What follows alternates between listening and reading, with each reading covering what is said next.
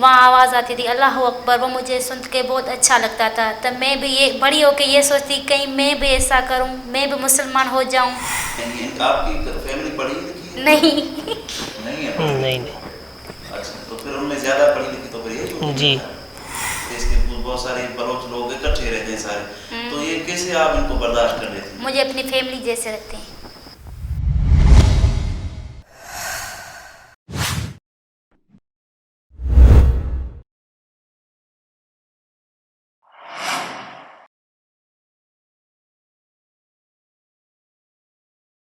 میں ہوں صوفی کلام سے، انسٹیٹیوٹ آف پالیسی اسٹڈیز اسلام آباد کی طرف سے، اور آج ہم ہیں ڈہرکی میں، اور یہاں کچھ دوست ہیں چونٹکو سے جن سے ہماری اچانک ملاقات ہو گئی، اور ہم چاہیں گے کہ ان کا ایک بھی اوپینین ہم اس ایشو پہ لے لیں جس کو یہ کہتے ہیں جبری مذہبی تبدیلی.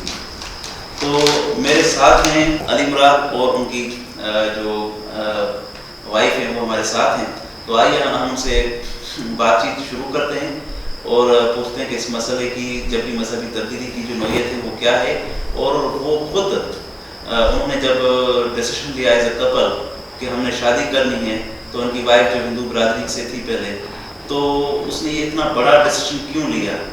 کیونکہ ہندو برادری والے سمجھتے ہیں کہ بہت بڑا ڈیسیشن ہے ہندو سے مسلمان ہونا، اور یہ ایسا ہی کیوں ہوتا ہے ہر بار ایک اکثر طور پہ نان مسلم کو مسلم ہونا پڑتا ہے.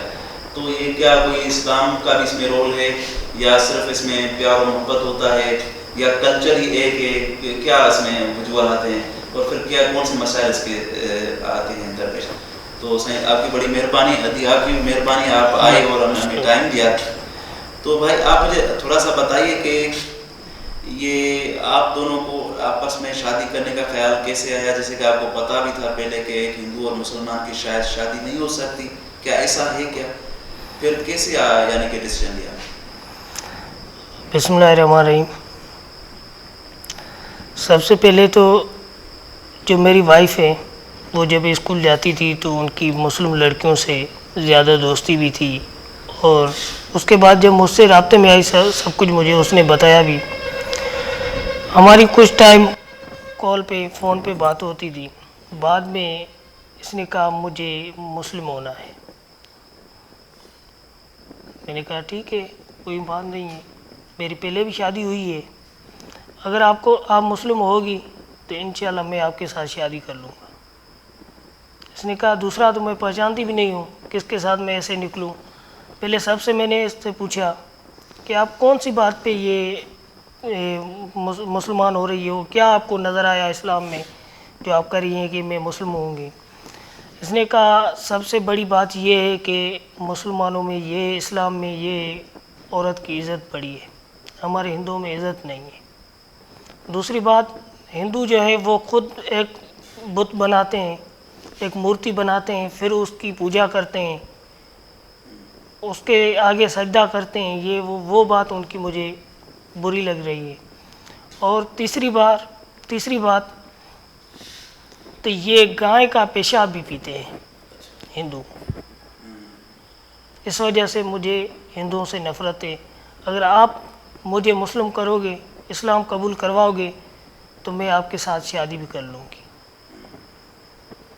تو جب یہ بات ہوئی تو ہم میاں صاحب کے پاس آئے. جب میاں صاحب کے پاس اس لیے آئے کہ دوسری جگہ پہ جو ہمارے مسلمان ہیں، جو ہمارے یہ سارے ہندوؤں کے ساتھ ہوتے ہیں، اور دوسری جگہ پہ تحفظ نہیں ملتا، وہاں پہ ایمان بک جاتے ہیں. یہاں پہ اس لیے ہمیں آئے کہ یہاں پہ ہمیں تحفظ بھی ملے گا، ہماری جانی اور مالی مدد بھی کی جائے گی. یہ آپ کو کس نے بتایا کہ یہاں آپ آئے؟ کسے بتایا؟ بس یہ سوشل میڈیا پہ دیکھتے تھے. کب آپ نے یہ یعنی کہ مذہب تبدیل کروا کے شادی کی؟ کب؟ یہ 21 اپریل 2019 میں.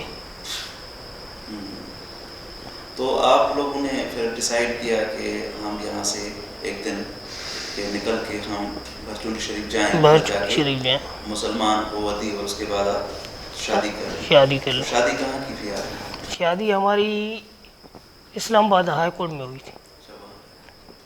پہلے سیول میں ہوئی. نکاح جب کیا اس کے ماں باپ اتنے طاقتور تھے یا کیا مسئلہ تھا؟ یہ کس کمیونٹی کی تھی؟ کیا آپ کو کوئی تھریٹ تھے یا ان کو کوئی تھریٹ تھے کہ آپ اسلام آباد چلے گئے؟ یہاں کی جو سندھ گورنمنٹ ہے وہ اکثر ہندوؤں کی سپورٹ کرتی ہے اور یہ خود بت پرستی کرتے ہیں. ہمارے لیڈر صاحبان جو ہیں پیپلز پارٹی کے وہ خود بھی بتوں کی پوجا کرتے ہیں. اس لیے وہ اس ڈر سے ہم وہاں گئے تاکہ یہاں پہ ہمیں کوئی نقصان نہ پہنچائے. اس وجہ سے ہم اسلام آباد گئے. ادی آپ نے جب مسلمان ہوئے تو اس وقت آپ کی عمر کیا تھی؟ بسم اللہ الرحمن الرحیم. اس وقت میری عمر 22 سال تھی. 22 سال؟ ہاں. اس وقت آپ کی عمر کیا ہے اندازہ؟ 24 سال ہوگی. 24 سال ہوگی.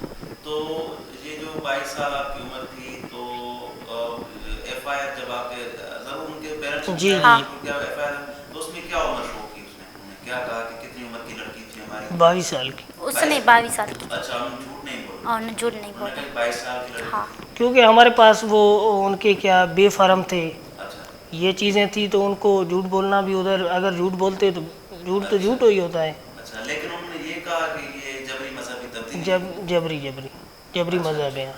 تو 22 سال کی تو عاقل اور بالغ لڑکی ہوتی ہے. بالغ لڑکی ہے. اس کی مرضی ہے. اس کی مرضی ہے. اس سے اس کے یعنی کہ پھر یعنی کہ ان کا کہنا تھا آپ نے کو اغوا کر لی. انہوں نے پیچھے سے یہی کیا کہ ہماری بیٹی کڈنیپ ہو گئی ہے اغوا کیا گیا ہے یہ وہ. جب ہمارا اسلام آباد کیس چلا اس کے بعد ہمارا ہائی کورٹ سکر میں کیس چلا. یہاں میاں صاحب کے پاس بھی آئے تھے ان کے پیرنٹس. یہاں بھی اس کے ساتھ ملے 2-3 گھنٹے.